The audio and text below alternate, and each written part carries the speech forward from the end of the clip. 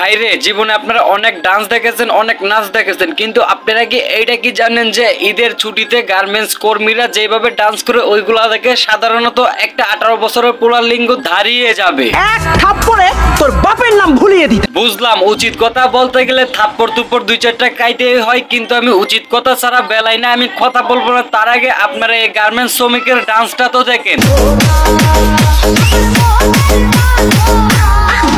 বাইরে প্রথমত এর এরকম ডান্স দেখে অবস্থা তো আমারও খারাপ হয়ে গেছিল। ভাবছিলাম আমি চাকরি বাকরি ছেড়ে গার্মেন্টসে গিয়ে কাজ করব, বছর শেষে আমি তাদের সাথে একটু ডান্স করব, রোমান্স করব। না না, এসবের কোনো প্রয়োজন নেই। হ্যাঁ কাকা, আপনার হয়তো এইসবের প্রয়োজন নেই, কারণ বুড়া হলে গাছের পাতা এমনিতেই জ্বরে পড়ে যায়। আমরা ইয়াং পোলাপান, আমাদের পাতা তো মাত্র জাগাচ্ছে, এর জন্য আমাদের এইসব অত্যন্তপূর্ণ খুব গুরুত্বভাবেই জরুরি।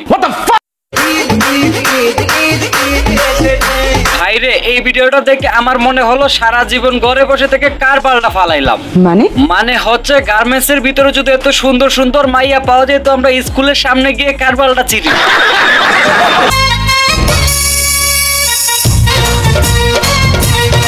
আচ্ছা আপনারাই বলুন, এইসব ডান্স দেখে কোন পোলাটার মাথা ঠিক থাকবে? জানি না। হ্যাঁ কাকু, আপনার জানতে হবে না, পুরো ঘটনাটা আমি আপনাদেরকে খুলে বলতেছি। দেখুন, সাধারণত গার্মেন্টসে যেসব মেয়েরা ছেলেরা চাকরি করে তারা একজন আরেকজনকে বাথরুমে নিয়ে ভরে দিতে পারে খুব সহজে।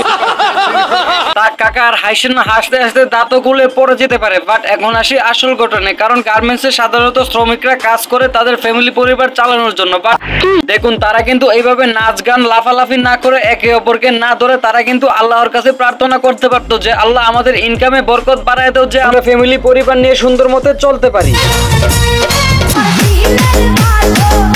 আহা জীবনে জাকুলি ওপেনে বইনরে তগর আল্লাহ উপরে গেলে দিবনে। হ্যালো